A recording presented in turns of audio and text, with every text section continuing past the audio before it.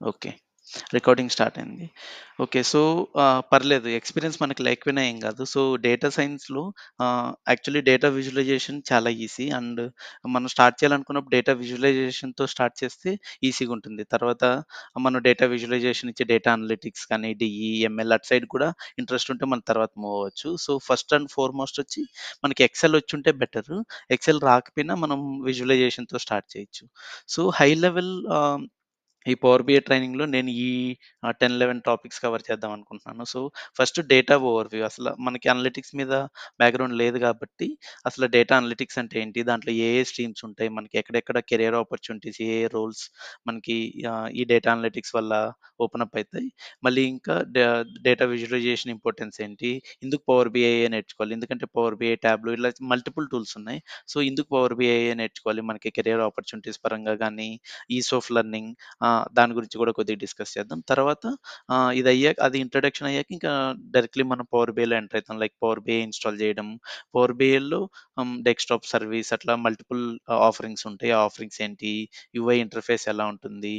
ఇంకా మేజర్ ఇంకా ఇది అనలిటిక్స్ విజువలైజేషన్ టూల్ కాబట్టి మనం డేటా కనెక్ట్ చేయాలి. సో, మల్టిపుల్ డేటా సోర్సెస్‌ని మల్టిపుల్ హండ్రెడ్స్ ఆఫ్ డేటా సోర్స్‌ని మనం కనెక్ట్ చేయొచ్చు. సో, అవి ఎలా కనెక్ట్ చేస్తాం? కనెక్ట్ చేశాక నెక్స్ట్ స్టెప్స్ ఏంటి? డేటాని ఎలా ట్రాన్స్‌ఫార్మ్ చేస్తాం? కొత్త కాలమ్స్ క్రియేట్ చేయడం, కొత్త కాలిక్యులేషన్స్ కానీ, మెజర్స్, ఫార్ములాస్ క్రియేట్ చేయడం అవెలా చేస్తాం? దాన్ని డేటా మోడలింగ్ అని కూడా అంటారు. లైక్ క్రియేటింగ్ రిలేషన్స్ బిట్వీన్ ఒకే డేటా మొత్తం ఒకటే టేబుల్‌లో ఉండదు. మల్టిపుల్ టేబుల్స్‌లో సేమ్ ఇన్ఫర్మేషన్ మల్టిపుల్ టేబుల్స్‌లో స్ప్లిట్ అయి ఉంటుంది. మనకొక క్వెషన్‌ని ఆన్సర్ చేయాలి అంటే 2-3 డిఫరెంట్ టేబుల్స్ నుంచి డేటా కనెక్ట్ చేయాల్సుంటది. సో, దాన్ని డేటా మోడలింగ్ అంటారు. అది ఎలా కనెక్ట్ చేస్తాం? ఒకదానికొకటి ఎలా రిలేషన్ ఇస్తాం? దాని తర్వాత విజువలైజేషన్‌లోకొస్తాం. సో, పవర్ బిఐ అంటే ఓన్లీ విజువలైజేషన్ కాదు.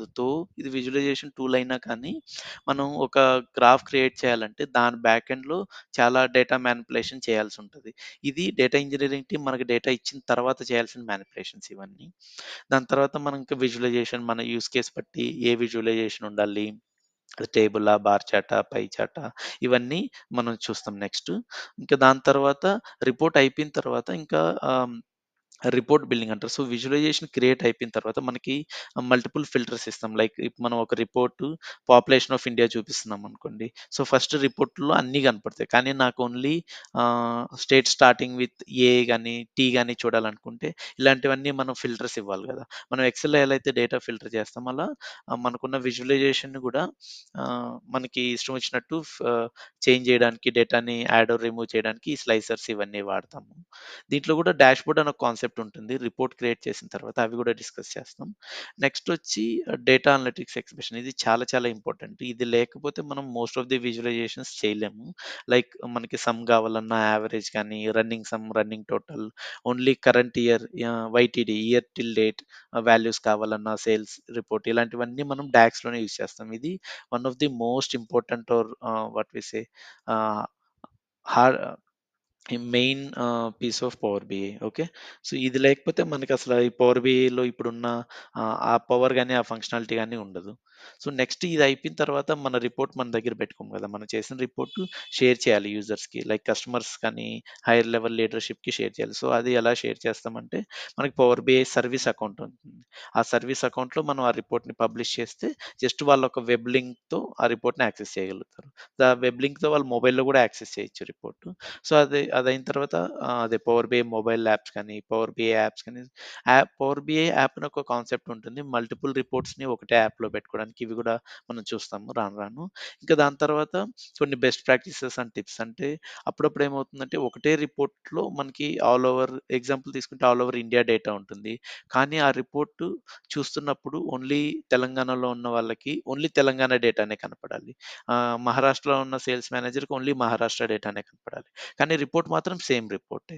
సో, దాన్ని మనం డేటా సెక్యూరిటీ, డేటా గవర్నెన్స్ ఇలాంటివి కాన్సెప్ట్స్ వాడి మనము అది చూసుకుంటాం. దాన్ని రో లెవెల్ సెక్యూరిటీస్ అని గూడా అంటారు. ఇది గూడా డిస్కస్ చేస్తాం. దాని తర్వాత ఎప్పుడైనా ఈ ట్రైనింగ్, కోచింగ్ అనేది అన్నీ ఒక లెవెల్ వరకే తీసుకెళ్తాయి. దాని తర్వాత మన సెల్ఫ్ లెర్నింగ్ అనేది, సెల్ఫ్ ప్రాక్టీస్ అనేది చాలా ఇంపార్టెంట్. ఎందుకంటే ఈ ఇవన్నీ ఎవాల్వింగ్ టూల్స్. ఇప్పుడున్న ఫంక్షనాలిటీ ఇంకో 1, 2 ఇయర్స్ తర్వాత ఉండదు. కొత్తది యాడ్ అవ్వచ్చు. ఉన్న దాంట్లో కూడా చాలా మోడిఫికేషన్స్ రావచ్చు. సో, మనం ఎప్పటికప్పుడు ఎవాల్వ్ అవుతూ ఉండాలి. ఏదన్నా ఒక మనం ముందు మనకు తెలియని ఒక ఫార్ములా రాయాల్సొచ్చినా, ఒక ఫంక్షనాలిటీ యూజ్ చేయాల్సొచ్చినా, మనం దాన్ని గూగుల్ చేసి, డాక్యుమెంటేషన్ చదివి, మనం దాన్ని టాకిల్ చేయగలగాలి. సో, దీనికి కొన్ని పవర్ బిఐ గూడా కొన్ని సెల్ఫ్ బేస్డ్ లెర్నింగ్ కోర్సెస్ ఉన్నాయి. ఆ కోర్సెస్ మనం ఫ్రీగా చేయొచ్చు. ఇప్పుడు ఈ ట్రైనింగ్ అయిన తర్వాత ఆ కోర్స్ చూస్తే మీకు చాలా ఈజీగా ఉంటది. సో, ఫాస్ట్‌గా దాన్ని జస్ట్ అది చదవాలి. చదివిన తర్వాత కొన్ని మాడ్యూల్స్ ఎండ్‌లో కొన్ని టెస్ట్ లాగుంటుంది. కొన్నిటికి ఆహ్, ఆహ్, ఎక్సర్సైజ్ చేయాలి. వాళ్ళే ఒక రిమోట్ డెస్క్‌టాప్ అన్నీ ఇస్తారు. దాంట్లో మనం కనెక్ట్ అయ్యి ఎక్సర్సైజ్ లాగా చేసి అన్నీ అయిపోయిన తర్వాత మనకి ఎగ్జామ్ రాయాల్సుంటది. ఎగ్జామ్ పెయిడ్ ఉంటది. ఒక 5000 సంథింగ్ అట్లా. మనం పెయిడ్ చేసి ఆ ఎగ్జామ్ రాస్తే డీఏ 100 గాని, డీఎల్ 100 ఇలాంటి సర్టిఫికేషన్స్ చూసుంటారు. కొన్ని roles data visualization, business analyst, data analyst టైటిల్స్‌లో కొన్ని కంపెనీ రిక్వైర్మెంట్స్‌లో కూడా రాస్తారు. ఆ సర్టిఫికేషన్ ఉన్న వాళ్ళని ప్రిఫర్ చేస్తాం అది ఇది అని. సో, ఈ కోర్స్ అయ్యాక అవి చేశాక మనకి కాన్ఫిడెన్స్ ఒక్కసారి ఫీ కడితే 2 అటెంప్ట్స్ ఇవ్వచ్చు మనం ఆ ఎగ్జామ్స్‌కి. సో, ఆ రిసోర్సెస్ ఏంటి? అయ్యాక అది మనకి వర్త్ అనుకుంటే అవి గూడా మనం ట్రై చేయొచ్చు. ఓకేనా? సో, హై లెవెల్ అయితే ఇవి నేను కవర్ చేద్దాం అనుకుంటున్నాను. సో, ఈ సెషన్స్ అయ్యేదాన్ని బట్టి మీకు ఏదన్నా కొన్ని టాపిక్స్ మీద ఇంకా ఎక్కువ టైమ్ స్పెండ్ జేయాలి. లైక్ డాక్స్ కొద్దిగా అర్థమవ్వడానికి టైం పట్టొచ్చు. సో, డాక్స్ మీద ఇంకొద్దిగా టైమ్ స్పెండ్ జేయాలి అంటే మనం ఇంకొక 3, 4 సెషన్స్ దాని మీద స్పెండ్ జేయొచ్చు. ఇంకేదన్నా కొన్ని కాన్సెప్ట్స్ ఆల్రెడీ మనం ఆహ్, అవేర్ ఉన్నాము అంటే కొద్దిగా అక్కడ ఫాస్ట్‌గా ఎళ్ళొచ్చు. సో, హై లెవెల్ అయితే ఇది. దీనికి యూజువల్లీ అరౌండ్ 25-30 అవర్స్ అంటే డైలీ 1 అవర్ సెషన్ లాగా తీసుకుంటే వీకెండ్‌లో 3 అవర్స్‌ని 3 సెషన్స్ కింద అనుకుంటే యూజువల్లీ 30 సెషన్స్‌లో ఇది కంప్లీట్ అయిపోతుంది. డీటెయిల్డ్‌గా ఎళ్లి ఒక రిపోర్ట్ తీసుకొని రిపోర్ట్‌ని ఒక 4, 5 సెషన్స్‌లో ఫినిష్ చేసి మధ్యలో ఒక ఆఫ్టర్ ఎవ్రీ 5, 6 క్లాసెస్ ఒక 1 అవర్ ఓన్లీ డౌట్ క్లియరింగ్‌కి అలా పెట్టుకున్నా గానీ టీచింగ్ ఆర్ కోచింగ్ అనేది 30 అవర్స్‌లో యూజువల్‌గా అయిపోతుంది. దాని తర్వాత మీరు ప్రాక్టీస్ చేయడము దాన్ని బట్టి ఉంటుంది. ఓకేనా? సో, హై లెవెల్ అయితే ఇది నేను అనుకుంటున్న ఓవర్‌వ్యూ ఈ కోర్స్‌కి. So, ideally end of August అయిపోతుంది 1 మంత్. చూద్దాం తర్వాత ఎలా అవుతుంది. తర్వాత కూడా మనం వీక్లీ వన్స్ కానీ అట్లా మీట్ అవ్వచ్చు. అందరం మీట్ అయ్యి ఎవరికన్నా ఏమన్నా డౌట్స్ ఉన్నా అవన్నీ మనం ఆహ్, ఆన్సర్ చేయొచ్చు. ఒకవేళ కొద్దిగా టైం పడుతుంది గ్రాస్ప్ చేసుకోవడానికి కాన్సెప్ట్స్ ఇంకొద్దిగా స్లోగా వెళ్దాం అనుకుంటే మనం అట్లా కూడా చేయొచ్చు. ఇంకొద్దిగా స్లోగెళ్ళి దాన్ని 40, 45 డేస్ కూడా పెంచుకోవచ్చు. ఇట్ ఆల్ డిపెండ్స్ ఎలా అవుతుందనే దాన్ని బట్టి. ఓకే. మనం ఆన్ ది ఫ్లై మన కోర్స్ పేస్‌ని గాని, కంటెంట్ డెప్త్ దాన్ని చేంజ్ చేసుకుందాం. ఓకేనా? సో, హై లెవెల్ అయితే hmm. Okay. Thank you. So, then ఈరోజు సెషన్‌కెళ్దాం. సో, మోస్ట్‌లీ హ్మ్. ఈరోజు క్లాస్ 1. సో, క్లాస్ 1లో నేను కవర్ చేయాలనుకున్న టాపిక్స్ ఆహ్ ఏంటి అంటే నేను చెప్పినట్టు డేటా సైన్స్ అంటే అసలేంటి? ఇప్పుడు మీరు ఆల్రెడీ జాబ్ చేశారు, కొందరు చేస్తున్నారు. సో, దాని నుంచి మీకు మల్టిపుల్ ఆప్షన్స్ ఉంటాయి. మీరు ఎస్‌డిఇ అవ్వచ్చు, ఆహ్, టెస్టింగ్‌లోకెళ్ళొచ్చు, ఇంకేదైనా కూడా చేయొచ్చు కదా! ఎంబీఏ చేయొచ్చు. ఎందుకు డేటా సైన్సే చూజ్ చేసుకోవాలి? అన ఈ ఓవర్‌వ్యూలో మీకు కొద్దిగా డేటా సైన్స్ అంటే ఏంటి అన్న ఒక ఐడియా వస్తుంది. అంతేగాక ఇంపార్టెన్స్ ఆఫ్ డేటా సైన్స్ ఇంకా ఈరోజు ఎందుకు మీకు అన్ని ఓపెనింగ్స్ డేటా సైన్స్ మీద కనపడుతున్నాయి అనేది కూడా తెలుస్తుంది. So, high level data science is a branch that deals with each and everything that is related to data. So be it the collection of the data, transforming the data, doing some analytics on the data, creating visualizations. ఇంకా ఇప్పుడు hot topic ఉన్న AIML కూడా like chatbots, ChatGPT, ఇంకా మనకి customer chat bots ఉంటాయి కదా స్విగ్గీలో కానీ జొమాటోలో కానీ మనం గ్రీవెన్సెస్ రేస్ చేసినా ఫస్ట్ చాట్ బాట్కి వెళ్తుంది. వాళ్ళు రిజాల్వ్ చేయలేనప్పుడు మాత్రమే ఒక హ్యూమన్ కస్టమర్ కేర్ రిప్రజెంటేటివ్‌కి వెళ్తుంది. సో ఇవన్నీ ఇక్కడ వస్తాయి. సో డేటా సైన్స్ లో బ్రాడ్‌గా మనం 3 డివిజన్స్ చేయొచ్చు. ఒకటొచ్చి డేటా ఇంజినీరింగ్, ఇంకోటొచ్చి డేటా అనలిటిక్స్, ఇంకొకటి data visualisation and fourth division వచ్చి అడ్వాన్స్ అనలిటిక్స్ లైక్ ఏఐఎంఎల్. కొందరు ఈ ఏఐఎంఎల్‌ని అనలిటిక్స్‌లో పార్ట్‌గానే చూస్తారు. కొందరు దాన్ని డిఫరెంట్ పార్ట్‌గా కూడా చూడొచ్చు మనం. ఓకేనా? ఈ స్లైడ్స్ కూడా నేను షేర్ చేస్తాను మీటింగ్ తర్వాత. మీటింగ్ కూడా రికార్డ్ చేస్తున్నాను. సో నోట్ చేసుకోవాల్సిన అవసరం లేదు. ఏమన్నా డౌట్స్ ఉంటే నోట్ చేసుకోండి. నన్ను మధ్యలో ఆపి అడగండి. ఓకేనా? సో, డేటా ఆ! దీంట్లో మనం డేటా విజువలైజేషన్ మీద ఫోకస్ చేస్తాం. Data visualisation using Power BI మీద ఈ సెషన్స్ ఈ ట్రైనింగ్ మొత్తంలో మన ఫోకస్ ఉంటుంది. కానీ ఎందుకు ఇదే చేస్తున్నామంటే అది నేను చెప్పినట్టు ఇది ఈసీయెస్ట్ పార్ట్. ఇక్కడున్న అన్నిట్లో ఈసీయెస్ట్ పార్ట్ డేటా విజువలైజేషన్. ఎందుకంటే ఆల్రెడీ డేటా ఇంజినీరింగ్ వాళ్ళు ఆహ్, డేటా ఇక్కడి నుంచి వద్దాం. మల్టిపుల్ సోర్సెస్ నుంచి మనకు డేటా వస్తుంది. అది ఎస్ఏపీ అయ్యుండొచ్చు. మ్యానుఫ్యాక్చరింగ్ కంపెనీస్ అయితే ఎస్ఏపీ సిస్టమ్ ఉంటుంది. వాళ్ళ వేర్‌హౌస్ మాడ్యూల్స్ కానీ పర్చేసింగ్ మాడ్యూల్స్ ఇవన్నీ ఉంటాయి. సో, దాని నుంచి వాళ్ళు డైలీ డేటా ఎంటర్ చేస్తుంటారు. ఆ డేటా మొత్తం SAP SAP global user interface నుంచి వాళ్ళు యూజర్స్ ఇన్‌పుట్ చేస్తే అది బ్యాక్ ఎండ్‌లో స్టోర్ అవుతుంది ఒక చోట. సో, ఇంకొకటి అప్లికేషన్ కూడా అయ్యుండొచ్చు.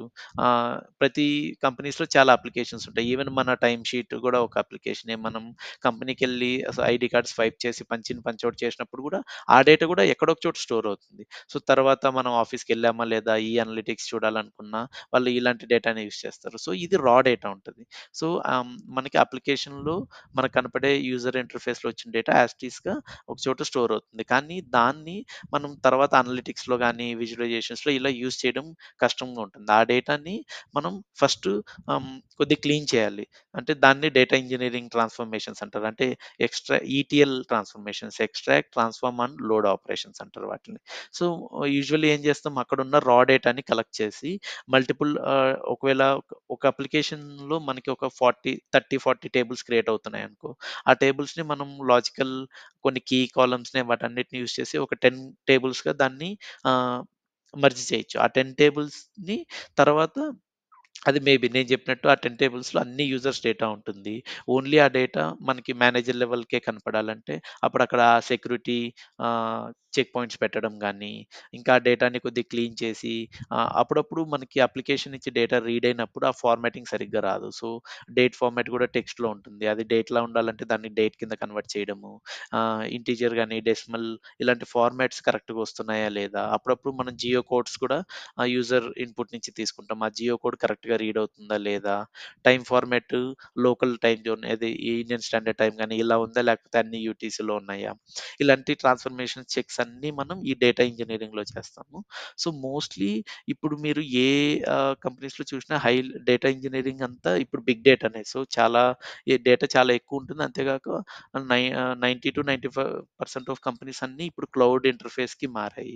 లైక్ ఈ డేటా స్టోరేజ్, డేటా మానిప్యులేషన్స్ అన్నీ 2 ఆహ్, ప్లేసెస్‌లో జరుగుతాయి. ఒకటి క్లౌడ్, ఇంకొకటి ఆన్ ప్రిమ్. సో, క్లౌడ్ అంటే అది మన కంపెనీ డేటాబేసెస్‌లో ఉండదు. ఒకవేళ ఇప్పుడు 3 ఆఫరింగ్స్ ఉన్నాయి మేజర్‌లీ మార్కెట్‌లో చూస్తే. ఒరాకిల్ గూడా ఒకటుంది గానీ అమెజాన్, ఏడబ్ల్యూఎస్, ఇంకొకటి గూగుల్ క్లౌడ్, ఇంకొకటి మైక్రోసాఫ్ట్ అజూర్. సో, ఇవి మేజర్ ప్లేయర్స్ ఇప్పుడు. మనకి క్లౌడ్ ప్లాట్‌ఫార్మ్ క్లౌడ్ కంప్యూటింగ్‌లో చూస్తే. ఇంకా ఒరాకిల్ ఇలాంటివి చిన్న చిన్నవి గూడా ఉన్నాయి. అలీబాబాది గూడా ఒకటుంది. సో, ఐడియల్లీ ఇప్పుడు ఒక క్లౌడ్ బేస్‌లో ఉన్నాము అంటే, మన డేటా మొత్తం ఈ కంపెనీస్ రెస్పాన్సిబిలిటీ. వాళ్ళు ఆ డేటా సెంటర్ సమ్‌వేర్ సింగపూర్‌లోనో, మలేషియాలోనో ఎక్కడో డేటా సెంటర్స్ పెడతారు. మన డేటా మొత్తం అక్కడ అప్‌లోడ్ అవుతుంది.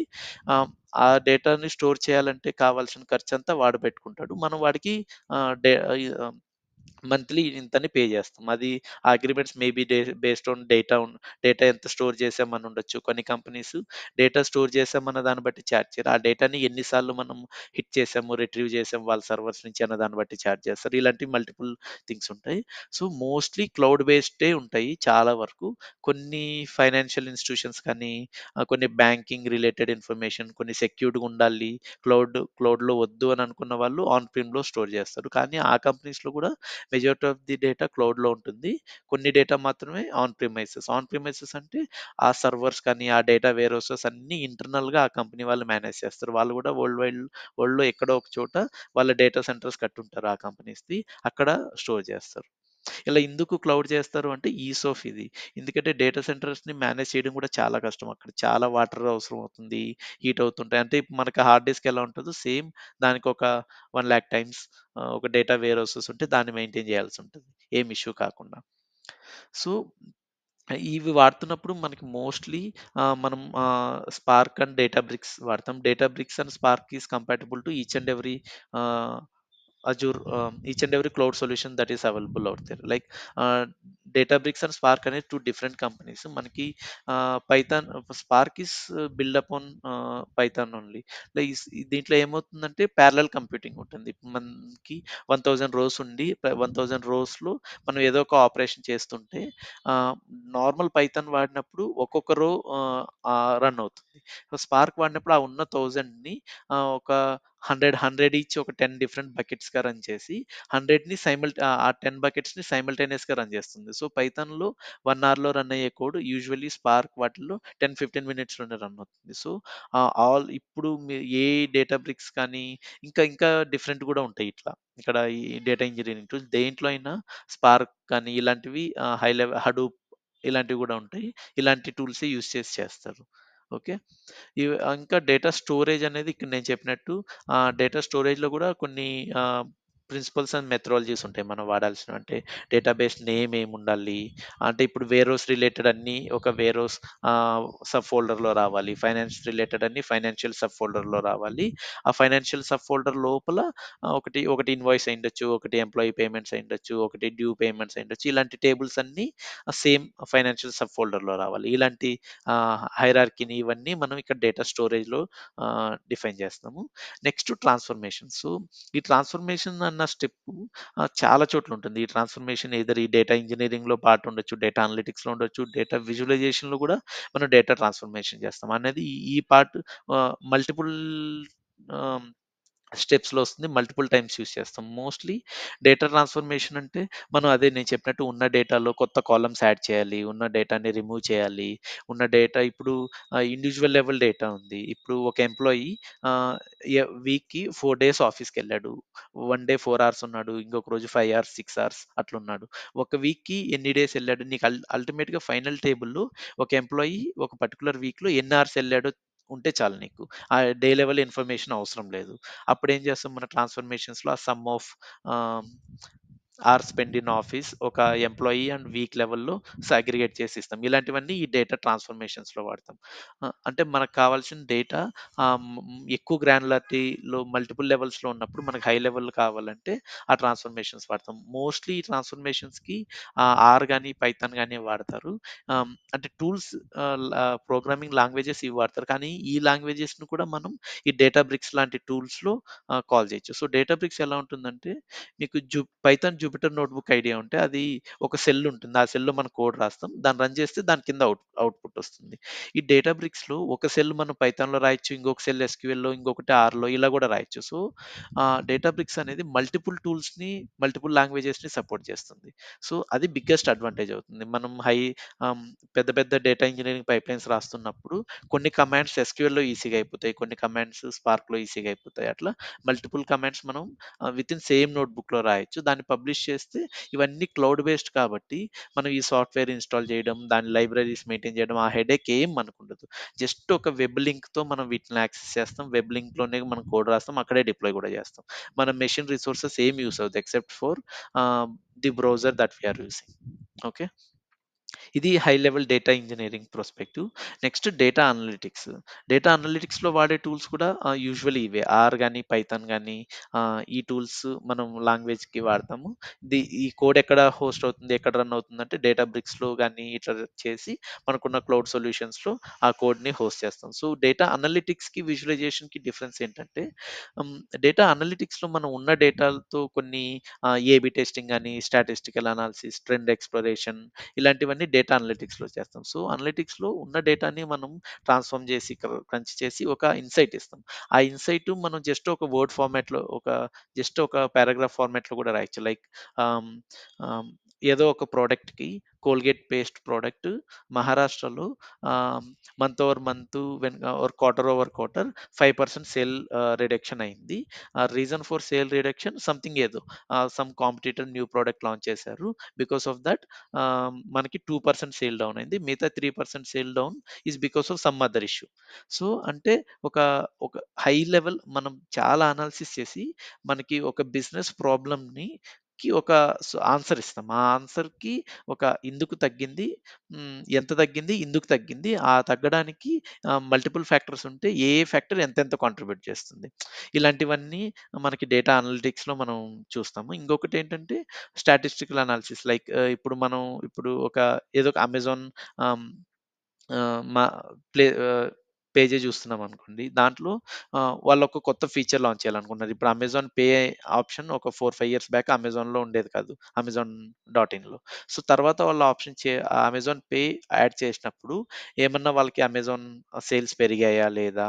ఇలాంటివి చేయడానికి స్టాటిస్టికల్ అనాలిసిస్, ఏబీ టెస్టింగ్ వాడతారు. ఇక్కడ కొద్దిగా స్టాట్స్ కానీ, sampling techniques, null hypothesis testing అలాంటివన్నీ యూజువల్‌గా డేటా అనలిటిక్స్‌లో పార్ట్‌గా అయితాయి. హ్మ్. వాళ్ళు విజువలైజేషన్ మీద కన్సర్న్ ఉండరు. జస్ట్ వాళ్ళు ఒక హైపోథెసిస్ ఇస్తారు. ఇప్పుడు నేను ఈ ఒక ఎక్స్‌ట్రా ఫంక్షనాలిటీ నేను యాడ్ చేయడం వల్ల నాకు సేల్స్ పెరిగాయా లేదా? అంతే. అలాంటి స్టేట్‌మెంట్ వస్తే ఇప్పుడు మనం ఆ డేటా కలెక్ట్ చేసి, ఆ డేటాని మల్టిపుల్ గ్రూప్స్‌లో స్ప్లిట్ చేసి, అనాలిసిస్ చేసి మనకి ఆ హైపోథెసిస్ కరెక్టా కాదో చెప్పాలి. అవును సేల్స్ పెరిగాయి అంటే ఎంత పెరిగాయి? 5% పెరిగాయా? 10% పెరిగాయా? ఇలాంటివి మనం చెప్పాల్సుంటది. అది వన్ ఆఫ్ ది ఎగ్జాంపుల్. ఇంకా ఈ డేటా అనలిటిక్స్‌లో మనకి లైక్ సేల్స్ ఫోర్‌కాస్ట్ కానీ, డిమాండ్ ఫోర్‌కాస్టింగ్ గానీ, ఇలాంటివి గూడా చేస్తారు. Mostly forecasting trends. ఎందుకంటే ఈ కంపెనీస్ వాళ్ళు ఇన్వెంటరీ స్టోర్ చేసి పెట్టుకోవాలి గదా! వాళ్ళ సేల్స్ ఎంతున్నాయో దాని ప్రకారం వాళ్ళు ఫ్యాక్టరీలో ప్రొడక్షన్ గూడా చేస్తారు. ఇలాంటివి. ఓకే. సో, మనం ఇంకా నెక్స్ట్ ఇది చూద్దాం ఫస్ట్. ఏఎంఎల్ అంటే మోస్ట్‌లీ ఇది కొద్దిగా advance level of data analytics. దీంట్లో అంటే ఇట్లా మోడల్స్‌ని మనం మన దగ్గరున్న డేటాతో ట్రైన్ చేస్తే నెక్స్ట్ కొత్త డేటా వచ్చినప్పుడు అది ఆల్రెడీ చూసిన డేటా ప్రకారం అది కరెక్టా? కాదా? అది కేటగరైజేషన్ గాని ఇలాంటివి చేస్తుంది. సో, ఇవి లైక్ నేను చెప్పినట్టు చాట్ బోట్ కానీ, ఇంకొకటి ఇమేజ్ క్లాసిఫికేషన్. ఇప్పుడు మీరు గూగుల్ ఫోటోస్ వాడితే మీరు ఒక 200 ఫోటోస్ అప్‌లోడ్ చేస్తే దాంట్లో యూజువల్‌గా ఒక 10, 15 డిఫరెంట్ మెంబర్స్ ఉంటే అది ఆల్రెడీ కేటగరైజ్ చేసేస్తుంది పీపుల్‌ని. సో, వాళ్ళ ఫేస్‌ని ఈ ఎంఎల్ మోడల్స్ యూజ్ చేసి ప్రతి ఒక్కరిని కేటగరైజ్ చేసేస్తే మనం జస్ట్ ఒక పర్సన్ మీద క్లిక్ చేస్తే వాళ్ళున్న ఫోటోస్ అన్నీ వస్తాయి. సో, అలాంటివన్నమాట ఎంఎల్. ఇంకొకటి ఏఐ గాని జనరేటివ్ ఏఐలో మనకి చాట్ జీపీటీ, చాట్ బాట్స్ ఇవన్నీ ఎగ్జాంపుల్స్ వాటికి. ఓకే. సో, నెక్స్ట్ విజువలైజేషన్ మన మెయిన్ కన్సర్న్ ఉన్నది విజువలైజేషన్ ఏంటంటే ఇక్కడున్న డేటాని అప్పుడు చాలా వరకు ఇప్పుడు నేను ఒక సేల్స్ రిపోర్ట్ ఇస్తున్నాను. సో, సేల్స్ రిపోర్ట్‌లో ఓకే. మనం ఈ అనలిటిక్స్ కూడా ఇస్తాం. Week over week, month over month sales ఎంత డిక్లైన్ అయింది ఏంటి అని గూడా. కానీ వాళ్ళు ట్రెండ్స్ చూడాలనుకుంటున్నారు. లాస్ట్ 5 ఇయర్స్‌లో సేల్స్ ఎలా అయింది? Monthly wise sales, state wise sales ఎలా అయ్యాయి అంటే మనం ఒక లైన్ గ్రాఫ్ ఇచ్చామంటే మనకి కింద ఎక్స్ యాక్సిస్‌లో టైమ్ ఉంటుంది. వై యాక్సిస్‌లో సేల్స్ వాల్యూమ్ ఉంటుంది. అప్పుడు మనం జస్ట్ స్క్రోల్ చేస్తే ఏ ఇయర్‌లో, ఏ మంత్‌లో ఎంత సేల్స్ ఉంది ఆ ఇన్ఫర్మేషన్ మొత్తం మనకి తెలుస్తుంది. సో, ఆ డేటా విజువలైజేషన్ ఏమవుతుందంటే ఇది పవర్‌ఫుల్ టూల్. డేటా విజువలైజేషన్‌తో మనం హ్మ్. లార్జ్ అమౌంట్ ఆఫ్ డేటాని యూజర్‌కి వెరీ ఈజీ టు అండర్‌స్టాండ్ ఫార్మాట్‌లో మనం వాళ్ళకి ప్రెజెంట్ చేయొచ్చు. ఇంకా చాలా కంపెనీస్‌లో గూడా ఇది ఓన్లీ ఒక డెసిషన్ మేకింగ్‌కే కాకుండా వాళ్ళ ఇంటర్నల్ ప్రెజెంటేషన్స్‌లో ఏదైనా ఒక కొత్త ప్రాజెక్ట్ లాంచ్ చేయాలి. ఇప్పుడు సేల్స్‌ని డిక్రీజ్ అవుతుంది. దాన్ని ఇంక్రీజ్ చేయడానికి ఒక కొత్త ఇనిషియేటివ్ ఏదైనా స్టార్ట్ చేయాలి అనుకుంటే వాళ్ళు హిస్టారిక్ ట్రెండ్ ఒక స్టోరీ టెల్లింగ్ లాంటిది చేయాలి. Like 3 years back, 4 years back ఇంతుంది సేల్స్. ఇప్పుడు ఇంత పడ్డాయి. సో, దీనికి ఇవి ఇవి రీజన్స్. ఇలాంటివన్నీ మనకి డేటా విజువలైజేషన్ గ్రాఫ్స్ కానీ, పై చార్ట్స్ ఇలా ఉంటే వాళ్ళకి ఈజీగా ఉంటుంది. హ్మ్. అంటే కన్విన్స్ చేయడానికి కానీ, వాళ్ళు చెప్పాలనుకున్నది కన్వే చేయడం ఈజీగా ఉంటుంది. సో, దీంట్లో మనకి మేజర్‌గా మల్టిపుల్ టూల్స్ ఉంటాయి. చాలా కంపెనీస్‌కి వాళ్ళ ఇంటర్నల్ టూల్స్ కూడా ఉంటాయి. కానీ మేజర్ మనం మార్కెట్‌లో ఉన్న టూల్స్ అయితే Tableau and Power BI. So, Tableau చాలా ముందొచ్చింది పవర్ బిఐ కంటే కూడా. పవర్ బిఐ మైక్రోసాఫ్ట్‌కి ఈ రిపోర్టింగ్ సొల్యూషన్స్ ఉండేటివి. కానీ దాని నేమ్ పవర్ బిఐ అని ఉండేది కాదు. కొన్ని ఆహ్, మైక్రోసాఫ్ట్ బిఏ సొల్యూషన్స్ అని గాని, అట్లా డిఫరెంట్ డిఫరెంట్ నేమ్స్ ఉండేటివి. ట్యాబ్‌లు కొద్దిగా 2006, 7 ఆ టైమ్ ఫ్రేమ్‌లో కొద్దిగా పాపులర్ అయింది. 12, 13 ఆ టైమ్ ఫ్రేమ్‌లో చాలా పాపులర్ అయ్యి most of the organisations even Amazon, Google ఇలాంటి ఆర్గనైజేషన్స్ కూడా ట్యాబ్‌లుని వాళ్ళ ఎకోసిస్టమ్‌లో చేశారు. కాకపోతే ట్యాబ్‌లుది బిగ్గెస్ట్ ఇష్యూ ఏంటంటే మనకి లోవర్ ఎంట్రీ బ్యారియర్ ఉండదు. అంటే ట్యాబ్‌లు మనకి కావాలి అంటే లైసెన్స్ కాస్ట్ కట్టాల్సిందే. అది కొన్ని కంపెనీస్ వాళ్ళు తీసుకున్న లైసెన్స్ బట్టి, వాళ్ళ పాపులేషన్ బట్టి కొన్ని కంపెనీస్‌లో $900 ఉంటది పర్ ఇయర్. కొన్నిట్లో 1200 ఉంటది. సో, దాన్ని బట్టి ఏమైందంటే ఓన్లీ లిమిటెడ్ ఐటీ యూజర్స్ కానీ, బిజినెస్ నుంచి ఓన్లీ పవర్ యూజర్స్ కి టాబ్లూ లైసెన్స్ ఇచ్చేవాళ్ళు. దానివల్ల జస్ట్ రిపోర్ట్ కన్జ్యూమ్ చేసేవాళ్ళు థౌసండ్స్ ఆఫ్ పీపుల్స్ ఉన్నా, దాన్ని క్రియేట్ చేసేవాళ్ళు ఓన్లీ 10, 15 పీపుల్ ఉండేవాళ్ళు. వాళ్ళ మీద చాలా వర్క్ లోడ్ పడేది. అంతేగాక టాబ్లూ కాస్ట్ కూడా ఎక్కువుండేది. ఆ టైంలో ఏమైందంటే ఈ టాబ్లూ రైస్ కానీ, ఈ డేటా అనలిటిక్స్ బూమ్ 15, 16 ఆ టైంలో వస్తున్న బూమ్ చూసి మైక్రోసాఫ్ట్ వాడి దగ్గర ఉన్న సొల్యూషన్‌ని కొద్దిగా బెటర్ చేసి దాన్ని మైక్రోసాఫ్ట్ పవర్ బిఐ అని లాంచ్ చేశాడు. సో, వి లాంచ్ చేసిన తర్వాత ఒక 3, 4 ఇయర్స్‌కి పవర్ బిఐ చాలా పిక్ అయింది. ఆ పిక్ అవ్వడానికి మల్టిపుల్ రీజన్స్ ఉన్నాయి. ఆహ్, అవి నెక్స్ట్ చూద్దాం మనం. ఎందుకంటే మైక్రోసాఫ్ట్ చాలా కంపెనీస్‌లో ఆల్రెడీ వాళ్ళ ఆఫీస్ వర్క్ స్పేస్‌కి మైక్రోసాఫ్ట్ సూటే వాడతారు. లైక్ పవర్ పాయింట్ కానీ, అవుట్‌లుక్ కానీ ఇలాంటివి షేర్ పాయింట్ ఇలాంటివి వాడతారు కాబట్టి ఈ పవర్ బిఐ ఇంటిగ్రేషన్ చాలా ఈజీగా ఉంటుంది వాటన్నిటితో. అంతేగాక ఈ కాస్ట్ కూడా చాలా తక్కువ. దానివల్ల పవర్ బిఐకి చాలా పెనట్రేషన్ వచ్చింది. So, high level data science related overview ఇది. సేమ్ ఇన్ఫర్మేషన్ నేనిక్కడ కొద్దిగా టేబులర్ ఫార్మాట్‌లో పెట్టాను. మోర్ వెర్బోస్ టెర్మినాలజీలో like data engineering, data analytics, data visualization. దీన్ని దీన్ని కొందరు డేటా అనలిటిక్స్‌లో పార్ట్‌గా అంటారు. కొందరు సెపరేట్ కూడా అంటారు. అది ఎలాన్నా చేయొచ్చు. ఇంకొకటి డేటా విజువలైజేషన్ అనేది డేటా అనలిటిక్స్ నుంచి వచ్చిన డేటా మీద కూడా మనం విజువలైజేషన్ చేయొచ్చు. ఎంఎల్ఏఐ నుంచి వచ్చిన డేటా మీద కూడా మనం విజువలైజేషన్ చేయొచ్చు. ఆహ్, ఆహ్, ఇంకేంటంటే డేటా ఇంజినీరింగ్ నుంచి వచ్చిందాన్ని డైరెక్ట్‌గా గూడా మనం డేటా విజువలైజేషన్ చేయొచ్చు. సో, ఈ మధ్యలో ఫిల్లర్స్ అన్నీ మధ్యలో ఉన్న స్టెప్స్ అన్నీ మనకు ఉన్న డేటా కాంప్లెక్సిటీ బట్టి, మన యూజ్ కేస్ బట్టి, మన డేటా వాల్యూమ్ బట్టి మనం చేంజ్ చేసుకుంటాం. Okay. So, next business intelligence అంటే ఏంటి? సో, ఇవన్నీ చూసుకున్నాం బానే ఉంది. అన్ని క్లౌడ్ అంటున్నాం. ఇవన్నీ ఉన్నాయి. వీటికి అన్నింత కాస్ట్ కూడా అసోసియేటెడ్ ఉంది. అసలు ఇవన్నీ ఎందుకు చేస్తున్నాయి కంపెనీస్? కంపెనీస్ ఒక చాలా ఇయర్స్ నుంచి రన్ అవుతున్నాయి. కొన్ని కంపెనీస్ 200, 300 ఇయర్స్ నుంచి ఉన్న లెగసీ మ్యానుఫ్యాక్చరింగ్ కంపెనీస్ కూడా ఉంటాయి. ఇప్పుడు జీఈ గాని, జనరల్ మోటార్స్ కానీ, వాళ్ళిప్పుడు డేటా అనలిటిక్స్ ఎందుకు వాడాలి? ఈ టూల్స్ ఒక 70, 80 ఇయర్స్ బ్యాక్ లేవు. ఇప్పుడు ఎందుకు చేస్తున్నారంటే, మెయిన్ మనం ఏది చేసిన కంపెనీలో ఆల్ ఆర్ బిజినెస్ డ్రివెన్ గదా! సో, వాళ్ళకి రెవెన్యూ పెరగాలి, ప్రాఫిట్స్ రావాలి. అవి రానప్పుడు ఏం చేసినా వేస్టే. అవి రాడానికి వాళ్ళేమైనా చేస్తారు. సో, ఇవన్నీ ఈ డేటా అనలిటిక్స్ కానీ, ఈ అజూర్ క్లౌడ్ ఇవన్నీ as a part of business intelligence కిందొస్తాయి. బిజినెస్ ఇంటెలిజెన్స్ ఎందుకు ఇంపార్టెంట్ అంటే, మనకి బిజినెస్ పెర్ఫార్మన్స్‌ని ఆహ్, చాలా ఈజీగా మానిటర్ చేయగలగాలి. లైక్ ఇప్పుడు సేల్సే ఎగ్జాంపుల్ తీసుకుంటే, ఒకప్పుడు ఏమయ్యేది ఏ స్టేట్‌లో, ఏ డిస్ట్రిక్ట్‌లో ఎంత సేల్స్ అవుతుంది అని జెప్పి ఆ మంత్ అయ్యాక జులైలో అయిన సేల్స్ 10థ్ గాని, 15థ్ ఆఫ్ ఆగస్ట్‌కి ఆ రిపోర్ట్ మొత్తం కంపైల్ అయ్యి అది హెడ్ ఆఫీస్ కానీ ఒక మెయిన్‌లో ఒక పర్సన్ మాన్యువల్‌గా కూర్చొని ఎంటర్ చేస్తాడు. సో, మనకి జులైలో జరిగిన విషయం మనకి మిడ్ ఆఫ్ 10 ఆర్ 15థ్ ఆఫ్ ఆగస్ట్‌కి మనకి ఇన్ఫర్మేషన్ వస్తే, దాన్ని స్టడీ చేసి, మనం అనలైజ్ చేసి, కొన్ని దాని మీద యాక్షన్ తీసుకోవడానికి ఇంకో 10, 15 డేస్ పడుతుంది. సో, మనం 1 మంత్ 30 డేస్ లాగ్‌లో ఉంటాం. ఇప్పుడంతా real time analytics and real time data. ఏం సేల్ అయినా మోస్ట్‌లీ అది ఎస్ఏపీ త్రూ ఇట్లా ఏదో ఒక ఈఆర్‌పీ సిస్టమ్ త్రూనే సేల్స్ అవుతుంది. ఏదో ఒక అప్లికేషన్ త్రూ. ఆ డేటా ఇమ్మీడియేట్‌గా వితిన్ సెకండ్స్‌లో డేటాబేస్‌లో పడుతుంది. మనకి ఏదన్నా రిపోర్టింగ్ గాని, బీఐ టూల్స్ దాని మీద కనెక్ట్ అయ్యి ఉంటే, మనం ఈరోజు పొద్దునైన సేల్స్ ఈవినింగే చూడొచ్చు. నిన్నైన సేల్స్ ఈరోజే చూడొచ్చు. సో, నేను ఒక మంత్‌లో నాకు 10 డేస్ అయితే 10 డేస్‌లో లాస్ట్ మంత్‌తో కంపేర్ చేస్తే ఈ మంత్ ఫస్ట్ 10 డేస్‌లో 50% రిడక్షన్ ఉంది సేల్. 30% రిడక్షన్ ఉంది. సో, మనం ప్రొయాక్టివ్‌గా మనం ఆ మంత్ సేల్స్ పెంచడానికి ఆ మంత్‌లోనే కొన్ని యాక్షన్స్ తీసుకోవచ్చు. సో, ఇలాంటివి అంటే ఇప్పుడున్న ఫాస్ట్ పేస్డ్ బిజినెస్‌లో మనకి ఈ బిజినెస్ పెర్ఫార్మన్స్ మేనేజ్‌మెంట్ అనేది చాలా ఇంపార్టెంట్. రియల్ టైమ్‌లో మనకి ఎంత ఫాస్ట్‌గా మన బిజినెస్ ఎలా పెర్ఫార్మ్ అవుతుందో తెలిస్తే మనకు అంత బెటర్. ఇంకొకటి డేటా గవర్నెన్స్. సో, డేటా ఇప్పుడు ఈ కనెక్టివిటీ అండ్ ఈ రిమోట్ వర్క్ స్పేసెస్‌తో వచ్చినప్పుడు మనకి ఈ డేటా గూడా చాలా ఇంపార్టెంట్. ఇప్పుడు మనకి సేల్స్ ఎంతవుతుంది? మనం ఏదైనా న్యూ ప్రొడక్ట్ డెవలప్ చేస్తున్నామా?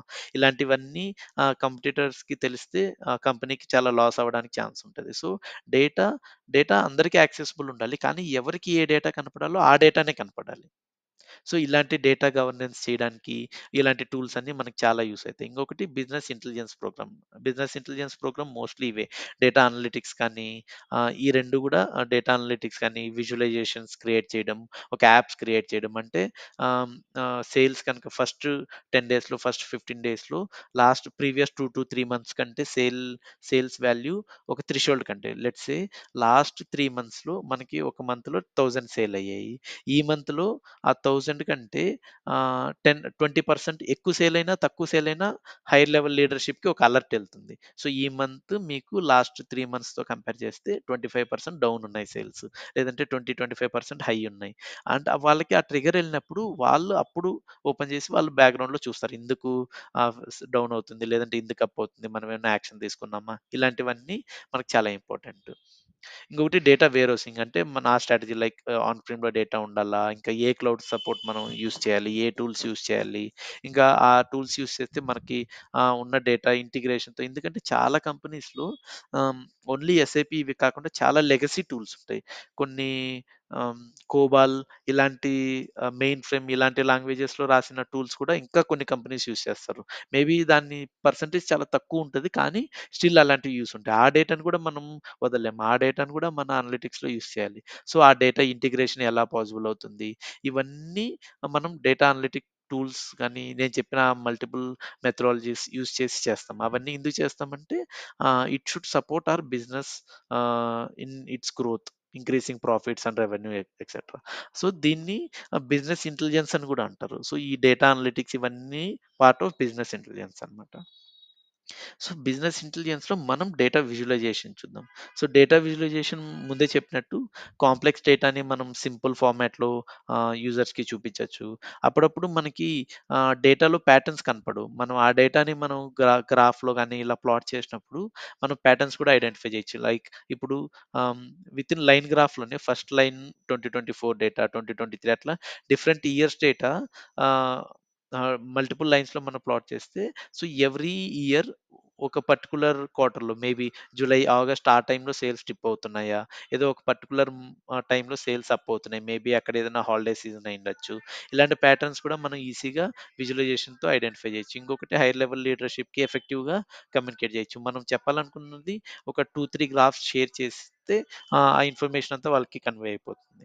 ఇలాంటివి డేటా విజువలైజేషన్ ఇంపార్టెన్స్ ఇది. సో, జస్ట్ ఒక సమ్మరీ స్టేట్‌మెంట్ ఇవ్వడం కంటే కూడా సమ్మరీ స్టేట్‌మెంట్‌తో పాటు మనం ఆ స్టేట్‌మెంట్ ఆ కన్క్లూజన్‌కి ఎలా వచ్చామో దాన్ని గ్రాఫికల్ రిప్రజెంటేషన్‌లో చూపిస్తే ఇంకా యూజర్స్ చాలా ఈజీగా దాన్ని గ్రాస్ప్ చేసుకోగలుగుతారు. ఓకే. ఇంకొకటి ఏంటంటే data visualisation one of the biggest application ఏంటంటే అందరూ డేటా విజువలైజేషన్ అంటే గ్రాఫ్స్ అనే అనుకుంటారు. కానీ అలా కాదు. ఇప్పుడు చాలా కేసెస్‌లో యూజర్ జస్ట్ ఒక మనల్ని అవుట్‌పుట్ టేబులే అడుగుతారు. సో, మన దగ్గరున్న డేటాని మొత్తం మనం క్రంచ్ చేసి, ఇవి కొత్త కాలమ్స్ క్రియేట్ చేసి, అన్నీ చేసి, వాళ్ళకి జస్ట్ ఒక టేబుల్ కావాలి. ఆ టేబుల్‌లో వాళ్ళకి కావాల్సిన ఇన్ఫర్మేషన్ ఉంటది. దాన్ని వాళ్ళు డౌన్‌లోడ్ చేసుకొని, వాళ్ళ సైడ్ ఇప్పుడేదైనా ఓపెన్ ఆర్డర్స్ ఉన్నాయి. సో, మనం ఆర్డర్ చేసాం. ఆర్డర్ రిసీవ్ అయిపోయింది. కానీ దానికి ఇంకా ఇన్వాయిస్ క్రియేట్ అవ్వలేదు. లేదంటే పేమెంట్ అవ్వలేదనుకో. సో, వాళ్ళేం చేస్తారు? వాళ్ళకి ఆ లిస్ట్ మొత్తం ఒక ఎక్సెల్ టేబులర్ ఫార్మాట్‌లో అంటే ఆర్డర్ ఏంటి? ఇన్వాయిస్ నంబర్ ఏంటి? పేమెంట్ ఎన్ని రోజుల నుంచి పెండింగ్ ఉంది? ఎంత అమౌంట్? ఇలాంటివన్నీ ఇన్ఫర్మేషన్ పెండింగ్ పేమెంట్స్ అన్నీ ఒక టేబుల్ ఇచ్చి, ఆ టేబుల్‌లో ఒక 10 కాలమ్స్ ఎన్నో ఉండి, ఇంకా రోస్ ఎంత ఓపెన్ ఆర్డర్స్ పేమెంట్స్ ఉంటే అవన్నీ ఇచ్చామనుకో, వాళ్ళు దాన్ని చూసి వాళ్ళ ఎస్ఏపీ సిస్టమ్‌కెళ్ళి దాని మీద యాక్షన్ తీసుకుంటారు. అంటే వాళ్ళు ఫైనాన్స్ టీమ్‌ని కనెక్ట్ అయ్యి, ఎందుకు పేమెంట్ ఇంకా అవ్వలేదు? ఇలాంటి యాక్షన్ తీసుకోవడానికి కూడా మన డేటా విజువలైజేషన్ యూజ్ అవుతుంది. అక్కడ మనం ఓన్లీ టేబుల్ విజువలే వాడతాం. మనం ఎక్కడ గ్రాఫ్స్ ఏం వాడం. కానీ దాని నుంచి వాళ్ళు కొన్ని యాక్షనబుల్ ఇన్‌సైట్స్ కూడా చేస్తారు. సో, ఇవి కూడా మనం నెక్స్ట్ డిస్కస్ చేస్తాం. లైక్ మనం రిపోర్ట్ క్రియేట్ చేస్తున్నప్పుడు మన ఎండ్ యూజర్ ఎవరు? ఈ ఇన్ఫర్మేషన్ తెలుసుకోవడం చాలా important. End user higher level leadership అనుకో వాళ్ళేమి యాక్షన్ తీసుకోరు. వాళ్ళు జస్ట్ ఓకే. ఆళ్ళ సేల్స్ అప్ అవుతుందా? డిప్ అవుతుందా? చూసి తక్కువ అవుతుంటే వాళ్ళ సబార్డినేట్స్‌కి చెప్తారు. ఇక్కడ అవుతుంది. సో, డీప్ డైవ్ అనాలిసిస్ చేయండి అది ఇది అని. ఒకవేళ నేనొక డే ఇంజినీర్ నేనొక ఆహ్, లోవర్ లెవెల్‌లో పనిచేస్తున్నాననుకో, అప్పుడు నేను యాక్షన్ తీసుకుంటాను. అప్పుడు నాకు ఓన్లీ గ్రాఫ్ ఇచ్చేస్తే సరిపోదు. మేబీ ఒక గ్రాఫ్ పైన ఓపెన్ ఆర్డర్స్ ఎన్నున్నాయి, క్లోజ్ ఆర్డర్స్ ఎన్నున్నాయి, 30 డేస్ కంటే ఎక్కువ ఓపెన్ అయిన ఇన్వాయిసెస్ ఎన్ని, ఇలాంటి ఒక గ్రాఫికల్ ఇన్ఫర్మేషన్ ఉంటుంది. కానీ దాంతో పాటు నాకొక టేబులర్ ఇన్ఫర్మేషన్ కూడా కావాలి. ఎందుకంటే నాకు ఆ గ్రాఫ్‌లో ఓన్లీ నీకు సమ్ వస్తుంది. ఒక 30 ఆర్డర్స్, 300 ఆర్డర్స్ పెండింగ్ ఉన్నాయి. కానీ ఆ 300 ఆర్డర్ నంబర్ ఏంటి? కస్టమర్ ఎవరు? వెండర్ ఎవరు? ఆ ఇన్ఫర్మేషన్ అన్నీ నాకు కావాలంటే అది టేబులర్ ఫార్మాటే మనకు కావాల్సుంటుంది. So, visualization is not just about graphs. మనం ఒక సింపుల్ టేబుల్ కూడా మనం డేటా పవర్ బిఐ వాడి విజువలైజేషన్ ఇస్తే అది చాలా యూజ్‌ఫుల్ ఉంటుంది యూజర్స్‌కి. ఓకే. సో, నెక్స్ట్ అదే 'టాబ్లూ' వర్సెస్ 'పవర్ బిఐ' మనం ముందు డిస్కస్ చేసినట్టు. సో, 'టాబ్లూ' వచ్చి cost. Cost is the major thing that is killing 'Tableau'. ఇంకొకటి ఏంటంటే 'Power BI' integration. 'Power BI' లో మల్టిపుల్ ఉంటాయి. 'Power BI' free, pro licence, premium licence ఇలాంటివన్నీ ఉంటాయి. ఇప్పుడు మనం ఈ సెషన్స్‌లో, ఈ ట్రైనింగ్ సెషన్స్‌లో మనం వాడేది 'పవర్ బిఐ' ఫ్రీ లైసెన్స్. మనం కూడా మైక్రోసాఫ్ట్ స్టోర్‌కెళ్ళి డైరెక్ట్ డౌన్‌లోడ్ చేసేసుకోవచ్చు. మనం కూడా వాడొచ్చు. కాకపోతే మనం పబ్లిష్ చేయాలి, వేరే వాళ్ళకి డేటా షేర్ చేయాలంటే మనకు ప్రో యాక్సెస్ ఉండాలి. సో, దీనివల్ల ఏమవుతుందంటే ఫస్ట్ ట్యాబ్‌లు ఆర్గనైజేషన్స్‌లో యూజ్ అవుతున్నప్పుడు 2013, 14 ఆ టైమ్ ఫ్రేమ్‌లో నేను అబ్జర్వ్ చేసింది. సో, నేను ముందున్న కంపెనీలో నేను జస్ట్ ఆ కంపెనీని వదిలేస్తున్నప్పుడు ట్యాబ్‌లు టు పవర్ బిఐ ట్రాన్సిషన్ అని ఒక పెద్ద ప్రాజెక్ట్ చేశారు. సో, థౌసండ్స్ ఆఫ్ 3000, 4000 రిపోర్ట్స్ ట్యాబ్‌లూలో ఉంటే ఒక్కొక్కటి రిపోర్ట్‌ని వాళ్ళు స్లోగా పవర్ బిఐకి ట్రాన్సిషన్ చేశారు. తర్వాత నేను ఇంకో కంపెనీకెళ్ళి మళ్ళీ డూ పాయింట్‌కొచ్చినప్పుడు డూ పాయింట్‌లో గూడా Tableau to Power BI transition అని ఒక ప్రాజెక్ట్ నడుస్తూ ఉండేది. సో, ఏంటంటే చాలా కంపెనీస్ అగ్రెసివ్‌గా టాబ్లూని అడాప్ట్ చేసుకున్నారు. తర్వాత దాని కాస్ట్ లిమిటేషన్స్ కానీ, ఇంకొకటి ఏమైందంటే 2013, 14 ఆ టైమ్ ఫ్రేమ్‌లో నేను చెప్పినట్టు ఓన్లీ డెవలపర్స్ ఒక 10 మెంబర్స్ ఉంటే యూజర్స్ ఆల్ ఓవర్ ఆర్గనైజేషన్ ఉండేవాళ్ళు. తర్వాత స్లోగా డేటా అనలిటిక్స్ అనేది అదొక డే టు డే స్కిల్ అయిపోయింది. ఇప్పుడు ఒక కార్పొరేట్‌లో పనిచేస్తున్న వాళ్ళకి email writing, PowerPoint presentation, Excel ఇలాంటివి ఎలా basic mandatory skills, kind of ఒక basic level of data visualization like Excel గాని, పవర్ బిఐ, టాబ్లూ ఇలాంటివి యూజ్ చేయడం కూడా ఒక బేర్ మినిమమ్ స్కిల్ అయిపోయింది. సో, అలా అయినప్పుడు ప్రతి ఒక్కడికి నేను సంవత్సరంలో ఒక హార్డ్‌లీ ఎవ్రీ మంత్ ఒక్కసారి టాబ్లూ ఓపెన్ చేస్తాను. కానీ నాకు లైసెన్స్ ఉండాలి. లేదంటే నేను ఓపెన్ చేయలేను గదా! అక్కడ కాస్ట్ ఎఫెక్టివ్ చేయడం కోసం చాలామంది పవర్ బిఐకి మైగ్రేట్ అయ్యారు. పవర్ బిఐలో ఎలా అంటే రిపోర్ట్ మనం క్రియేట్ చేయొచ్చు, అన్నీ చేయొచ్చు. కానీ మనం పబ్లిష్ చేయాలంటే మనకి ప్రో లైసెన్స్ కావాలి. అప్పుడు మనకి డబ్బులు ఖర్చవుతుంది. మనం ఓన్లీ ఫ్రీ వెర్షన్‌లో వేరే వాళ్ళు క్రియేట్ చేసిన రిపోర్ట్‌ని మనం డౌన్‌లోడ్ చేయొచ్చు. దాంట్లో మనం చేంజెస్ చేయొచ్చు. కొత్త కాలమ్స్ అంతా రిపోర్ట్ మొత్తం మనం బిల్డ్ చేసి, మనకు ప్రో లైసెన్స్ లేదు కాబట్టి మన టీమ్ మెంబర్‌కి ఇచ్చి పబ్లిష్ చేయంటే వాళ్ళు పబ్లిష్ చేస్తారు సర్వర్‌లో. సో, ఇలాంటివి కొలాబరేషన్స్ కానీ ఇట్లా లో కాస్ట్ అవ్వడం వల్ల చాలా అగ్రెసివ్‌గా మైక్రోసాఫ్ట్ వాళ్ళు అజూర్‌తో పాటు ఇప్పుడు అజూర్ ఆఫరింగ్‌లో చాలా ఉంటాయి గదా! ఇప్పుడు ఏడీఎల్ఎస్‌లో డేటా స్టోర్ అవుతుంది. ఇంకా డేటాబ్రిక్స్ వీటిల్లో ఇంకా మనం కోడ్ రాస్తాం. కోడ్ మేనేజ్‌మెంట్ ఇలాంటివి ఉంటాయి. అట్లా బీఐ టూల్‌ని పవర్ బీఐని చాలా అగ్రెసివ్‌గా పుష్ చేశారు. సో, దానివల్ల ఏమైంది లో కాస్ట్ ఇవన్నీ ఉండడం వల్ల అంతేగాక షేర్ పాయింట్ గాని ఇలా మైక్రోసాఫ్ట్ అప్లికేషన్స్‌తో చాలా ఈజీగా ఇంటిగ్రేట్ అవుతుంది పవర్ బిఐ. సో, దానివల్ల ఆ పవర్ బిఐకి చాలా పుష్ వచ్చింది. అంతేగాక ఈసీ టూల్ ఎందుకంటే ఎక్సెల్ ఎక్సెల్ ఎలా ఉంటదో ఆహ్, క్లోజర్ టు ఎక్సెల్లే ఉంటది. ఇక్కడ మనం చేసే ట్రాన్స్‌ఫర్మేషన్స్ కానీ, ఫార్ములాస్ రాయడం గానీ, దీనివల్ల పవర్ బిఐ అడాప్షన్ చాలా పెరిగింది. Especially during Covid and after Covid చాలా అగ్రెసివ్‌గా పవర్ బిఐ ఇదైంది.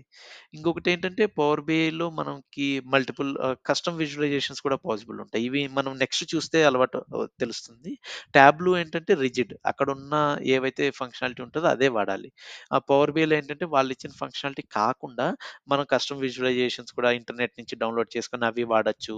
ఇలాంటివి చాలా అడ్వాంటేజెస్ ఉండడం వల్ల, లో కాస్ట్ ఉండడం వల్ల మైక్రోసాఫ్ట్ బ్యాకింగ్ వల్ల పవర్ బిఐ కి రీచ్ అండ్ పెనట్రేషన్ చాలా ఎక్కువైంది. ఓకే. సో, అందుకే మనం గూడా ఇప్పుడు డేటా విజువలైజేషన్ జర్నీ స్టార్ట్ చేస్తున్నప్పుడు పవర్ బిఐతోనే స్టార్ట్ చేస్తున్నాం ఇప్పుడు. నేను నా డేటా అనలిటిక్స్ జర్నీ స్టార్ట్ చేసినప్పుడు నేను ఫస్ట్ టాబ్‌లో యూజ్ చేశాను. సో, టాబ్‌లోనే 4, 5 ఇయర్స్ యూజ్ చేసి last 3, 4 years Tableau and Power BI నేను చెప్పాను గదా! ట్రాన్సిషన్స్ అవుతున్నప్పుడు ఆహ్, 2 యూజ్ చేసేవాళ్ళం. ఇక్కడున్న రిపోర్ట్స్‌ని ఇక్కడ వాడేవాళ్ళము. సేమ్ అదే గూడా కంటిన్యూ అయితూ వచ్చిన తర్వాత ఇప్పుడు టాబ్‌లో యూజ్ చేసి కూడా 1, 2 ఇయర్స్ అవుతుంది. జస్ట్ ఉంటది ఇన్‌స్టాల్ అయ్యి ఏదన్నా రిక్వైర్మెంట్ ఉన్నప్పుడు తప్ప ఓపెన్ గూడా చేయము. Okay. So, why Power BI అంటే ఇది. వై టాబ్లూ వర్సెస్ పవర్ బిఐలో వై పవర్ బిఐ అంటే most of the organizations Power BI use చేస్తున్నాయి. సో, మన కెరియర్ గూడా ఇప్పుడు మనం డేటా విజువలైజేషన్, డేటా అనలిస్ట్‌గా మన కెరియర్ బిల్డ్ చేయాలి అంటే more number of most number number of companies use చేస్తున్న టూల్ వాడితే మనకి తర్వాత కూడా కెరియర్ ప్రాస్పెక్టివ్స్ ఎక్కువుంటాయి. ఓకే. ఇంకా అంతే ఇవి మనం కవర్ కూడా చేసాం ముందు. మోస్ట్‌లీ జస్ట్ కొన్ని పాయింట్స్ ఇక్కడ లిస్ట్ చేశాను. లైక్ మనకి కనెక్ట్ చేయడం ఈజీగా ఉంటుంది. లైక్ మల్టిపుల్ డేటా సోర్సెస్ మనం కనెక్ట్ చేయొచ్చు. ఇంకొకటేంటంటే హ్మ్. ఆహ్, ఇక్కడ మనకి డేటా మోడలింగ్‌కి ఫంక్షనాలిటీ కూడా ఎక్కువుంటుంది. అంటే డేటా కనెక్ట్ చేసిన తర్వాత ఇది తర్వాత చూస్తాం మనం. మనకు డేటా మోడలింగ్‌కి ఒక సెపరేట్ విండో ఫంక్షనాలిటీ లాగుంటుంది. అక్కడంతా మనం డేటా మోడలింగ్ చేసి డేటాను లోడ్ చేసిన తర్వాత మనం రిలేషన్స్ ఇస్తాం. లైక్ నేను చెప్పినట్టు ఒక దాంట్లో మనకి కస్టమర్ ఐడీ ఇన్ఫర్మేషన్ ఉంటుంది. సో, కస్టమర్ ఐడీ ఏంటి? వాడి పేరేంటి? అడ్రెస్ ఏంటి? అవంతా ఒక దాంట్లో ఉంటుంది. ఇంకోటి ఆర్డర్స్ టేబుల్ ఉంటుంది. ఒక కస్టమర్ 10 ఆర్డర్స్ కూడా పెట్టొచ్చు కదా! ఈ 2 డేటాని మనం డిఫరెంట్ డిఫరెంట్ టేబుల్స్‌లో పెడతాం. ఒక కస్టమర్ ఒక పర్టిక్యులర్ మంత్‌లో ఎన్ని ఆర్డర్స్ చేశారు అంటే, మనకి ఆహ్, ఆ 2 టేబుల్స్‌ని జాయిన్ చేసి ఇన్ఫర్మేషన్ తీసుకురావాల్సుంటుంది. సో, ఒక పర్టిక్యులర్ కస్టమర్ అమెజాన్‌లో ఇప్పుడు మనం 5, 6 డిఫరెంట్ అడ్రెసెస్ పెట్టొచ్చు. ఒక కస్టమర్ ఒక మంత్‌లో ఏ అడ్రెస్ మీద ఎన్నెన్ని ఆర్డర్స్ చేశారు అంటే, అప్పుడు ఆ 2 టేబుల్స్‌ని జాయిన్ చేయాల్సుంటది. ఈ రిలేషన్స్ కూడా మనం ఆహ్, పవర్ బిఐలో ఇవ్వచ్చు. దాని రిలేషన్ మోడలింగ్ విండో అంటారు దాన్ని. ఇంకొకటేంటంటే డాక్స్ నేను చెప్పినట్టు DAX is the core of Power BI. ఈ డాక్స్ వాడి మనం మల్టిపుల్ ఫంక్షన్స్ కానీ, మెట్రిక్స్ కానీ, మెజర్స్ క్రియేట్ చేస్తాం. దాన్ని మనం వాడతాము. నెక్స్ట్ వచ్చి ఇంటరాక్టివిటీ. మనం చేసిన రిపోర్ట్స్‌ని డాష్‌బోర్డ్ లాగా క్రియేట్ చేయొచ్చు. ఇంకొకటి పవర్ బిఐ యాప్ లాగా చేసి పబ్లిష్ చేయొచ్చు. సేమ్ మనం మొబైల్ ఫోన్‌లో కూడా యాక్సెస్ చేయొచ్చు మనకి యాక్సెస్ ఉంటే. ఇంకోటేంటంటే ఇప్పుడు ఇది చాలా బూమింగ్ అండ్ ఇదిలో ఉంది కాబట్టి మనం ఇది నేర్చుకోవడం వల్ల మనకి కెరియర్ ప్రాస్పెక్టివ్స్ కూడా బెటర్ ఉంటాయి. ఓకే.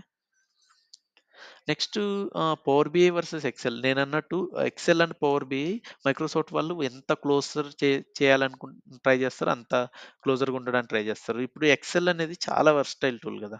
కొందరు దాన్ని జస్ట్ డేటా స్టోర్ చేసుకోవడానికి వాడతారు. కొందరు దాంట్లో ఎక్సెల్ వాడి చాలా హై లెవెల్ ఆఫ్ అనాలిసిస్ కూడా ఎక్సెల్స్‌లోనే చేస్తారు. మాక్రోస్ ఇలాంటివి యూజ్ చేసి. కానీ అందుకే వాళ్ళేం చేశారంటే పవర్ బిఐని పుష్ చేస్తున్నప్పుడు ఎక్సెల్‌లో కూడా కొన్ని ఫంక్షనాలిటీస్ లైక్ పవర్ క్వెరీ ఇవన్నీ మనం తర్వాత చూస్తాం మనం. Power Query, data modelling, DAX ఇలాంటి ఫంక్షనాలిటీని ఎక్సెల్‌లో కూడా యాడ్ చేశారు. ఎక్సెల్‌లో కూడా మనం డేటా అన్న ట్యాబ్‌లోకెళ్ళి చూస్తే అక్కడ మనం డైరెక్ట్ మనం ఎస్ఏపికి గానీ, హానా గానీ, ఆహ్, షేర్ పాయింట్ వాటన్నిటిని కనెక్ట్ చేసి డేటా తీసుకొచ్చే ఫంక్షనాలిటీస్ కూడా ఇచ్చారు. కానీ లిమిటెడే ఉంటది. ఎక్సెల్‌లో ఏంటంటే మనకి జస్ట్ ఆహ్, ఫా చిన్న ఫార్ములాస్ రాసుకోవడం, పివట్ చేయడం ఇలాంటి దానికి పనికొస్తుంది. కానీ high level millions of rows of data చేయాలనుకున్న, హై లెవెల్ విజువలైజేషన్స్ వాడాలనుకుంటే, అవన్నీ మనకి ఎక్సెల్‌లో పాసిబుల్ అవ్వవు. అంతేగాక ఎక్సెల్‌లో లిమిటేషన్ ఉంటది. ఓన్లీ 1,000,000 రోసే ఉంటాయి. ఒక లెవెల్ దాటిన తర్వాత ఎక్సెల్ ఫైల్ సైజ్ 150, 200 ఎంబీ అయ్యాక అది ఓపెన్ అవ్వడం కూడా కష్టం. ఓపెన్ చేసినా సేవ్ చేయడం కూడా కష్టం అవుతుంది. వేరేస్ పవర్ బిఐలో మనం చాలా మిలియన్స్ ఆఫ్ రోస్ డేటా మనం చేయొచ్చు. దాన్ని పబ్లిష్ చేయొచ్చు. ఓన్లీ యూజర్‌కి రిపోర్ట్ మాత్రం కనపడుతుంది వెబ్ లింక్‌లో. బ్యాక్ ఎండ్‌లో ఏమవుతుందో వాళ్ళకి తెలియదు. వేరేస్ ఎక్సెల్ మనం రిపోర్ట్ షేర్ చేయాలి అంటే ఎయిదర్ మనం స్నాప్స్ తీసుకొని చేయాలి. లేదంటే ఎక్సెల్ ఫైలే స్టోర్ చేయాలి. ఇది ఎఫిషియంట్ కాదు. ఓకే. ఇంకా ఇన్‌స్టాలేషన్ పవర్ బిఐ మీ దాంట్లో ఇన్‌స్టాల్డ్ ఉందో లేదో నాకు తెలీదు. సో, ఎలా చేస్తామంటే మనం మైక్రోసాఫ్ట్ స్టోర్‌కెళ్ళి డైరెక్ట్ డౌన్‌లోడ్ చేయొచ్చు. అంటే మల్టిపుల్ మెథడ్స్ ఉంటాయి ఇక్కడ. లైక్ మనం మైక్రోసాఫ్ట్ స్టోర్‌కెళ్ళి కూడా డైరెక్ట్ డౌన్‌లోడ్ చేయొచ్చు. లేదంటే పవర్ బిఐ వెబ్‌సైట్‌కెళ్ళి కూడా అక్కడ ఫ్రీ వెర్షన్ డౌన్‌లోడ్ చేసుకోవచ్చు. డౌన్‌లోడ్ చేసాక మనం లాగిన్ చేయాల్సిన అవసరం ఏం లేదు. ఫస్ట్ అయితే మీరు మైక్రోసాఫ్ట్ స్టోర్ ఓపెన్ చేసి మీ ల్యాప్‌టాప్‌లో స్క్రీన్ కనపడుతుందా? Microsoft Store screen. Okay. So, మీరు జస్ట్ స్టోర్ ఓపెన్ చేసి పవర్ బిఐ అని టైప్ చేస్తే మీకు వస్తుంది. పవర్ బిఐ అని టైప్ చేస్తే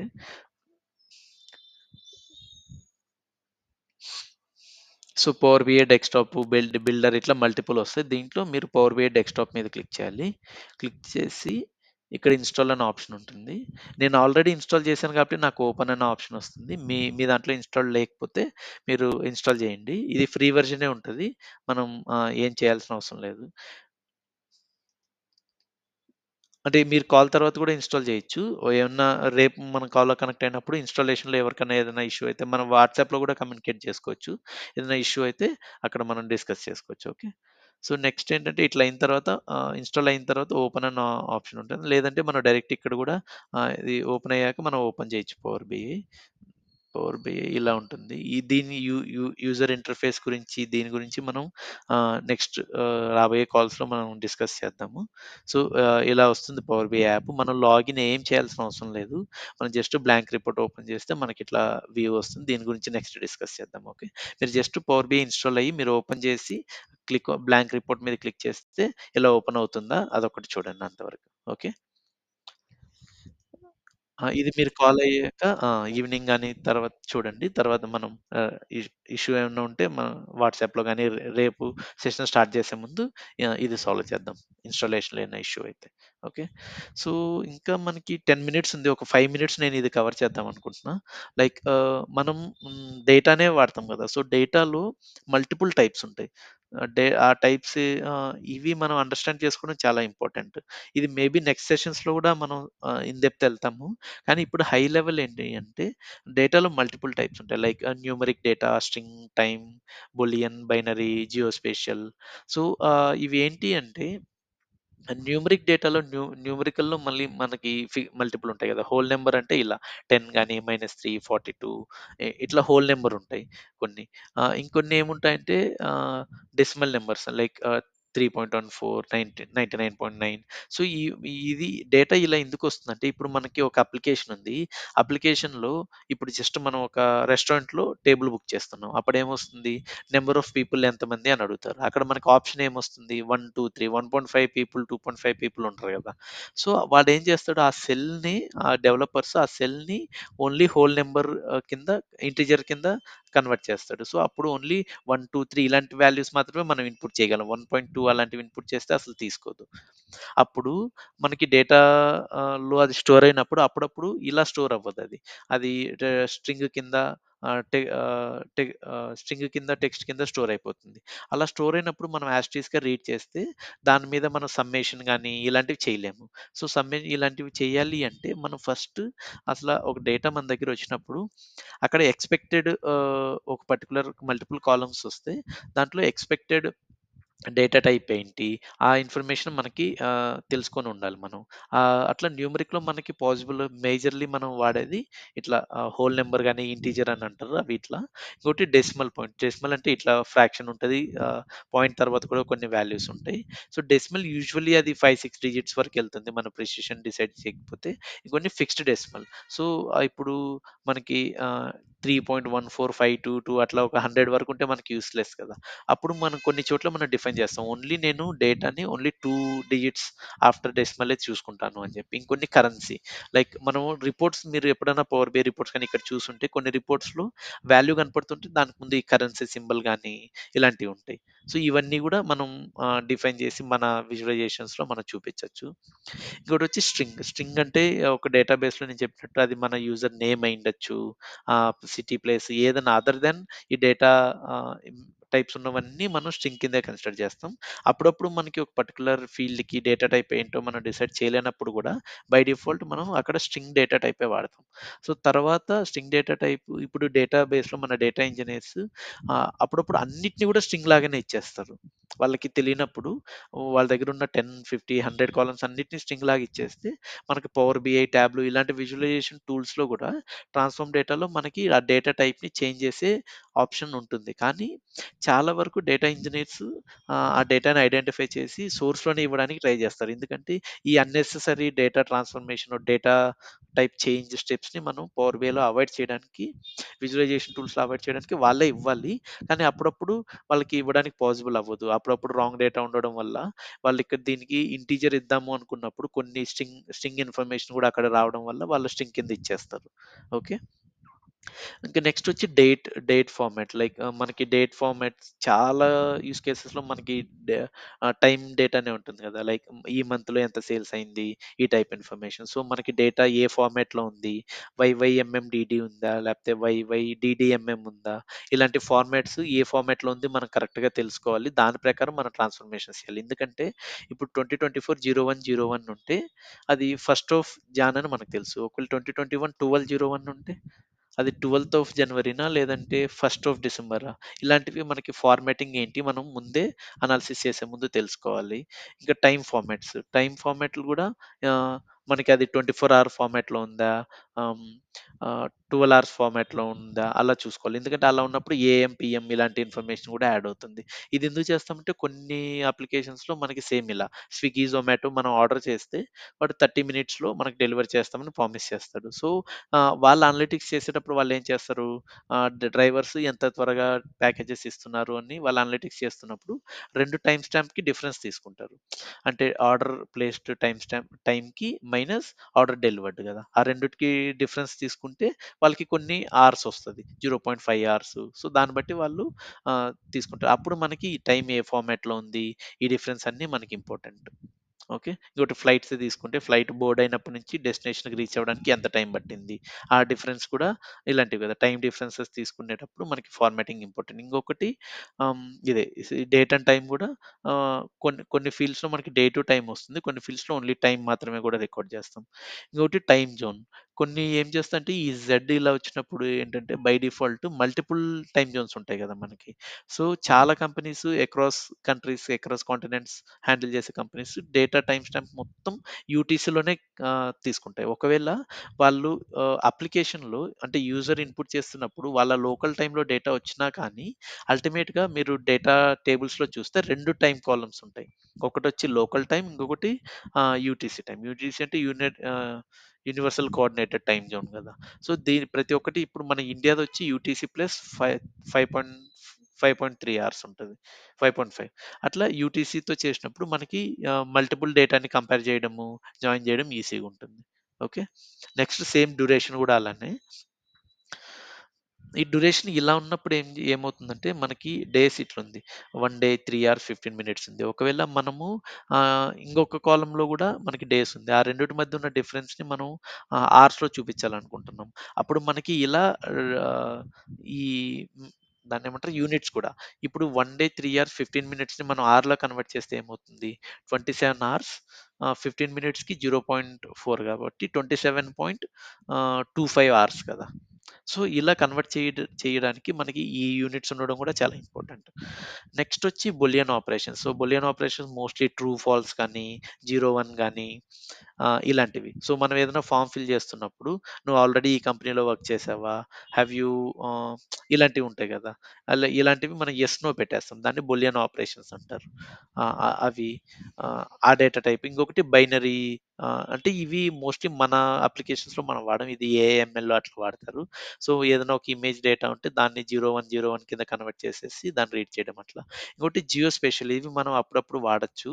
సో, లాటిట్యూడ్, లాంగిట్యూడ్ ఇన్ఫర్మేషన్ గానీ, ఇలాంటివి జియోస్పేషియల్ అని కూడా ఒక డిఫరెంట్ డేటా టైప్ ఉంటుంది. ఇది పవర్ బిఐలో ఎందుకు వాడతామంటే సేల్స్‌ని ఒక కంట్రీలో మ్యాప్ మీద మనం సేల్స్‌ని చూపించాలి అనుకుంటే, అప్పుడు మనకి లాటిట్యూడ్, లాంగిట్యూడ్ ఇన్ఫర్మేషన్ ఉండి ఆ మ్యాప్ విజువల్‌ని తీసుకుంటే మనకి నంబర్ ఆఫ్ సేల్స్ బట్టి ఆ పర్టిక్యులర్ లాటిట్యూడ్, లాంగిట్యూడ్‌లో పెద్ద బబుల్ చార్ట్ చూపించడం గానీ, చిన్నది చూపించడం గానీ, ఇలాంటివి మనం కొన్ని యూజ్ కేసెస్‌లో వాడతాం. ఓకే. సో, ఇది డేటా టైప్స్. ఇవి మనం మరి యాక్చువల్‌గా రిపోర్ట్ మీద వర్క్ చేస్తున్నప్పుడు ఇంకా డీటెయిల్డ్‌గా ఎళ్తాం. కానీ ఇది high level. Just back of మైండ్‌లో ఉండాలి. డిఫరెంట్ డేటా టైప్స్ ఏంటి? ఇది ఎందుకు మ్యాటర్స్? తర్వాత రిపోర్ట్‌లో ఉన్నప్పుడు నేను కొన్ని సినారియోస్ కావాలని క్రియేట్ చేసి అంటే ఆహ్, నంబర్ కింద ఉండాల్సింది టెక్స్ట్ కింద ఉంటే ఏమి ఇష్యూస్ వస్తాయి ఇలాంటివి కూడా చూపిస్తాను. Okay. So, that's all for today. ఇంకేమన్నా క్వెషన్ ఏమన్నా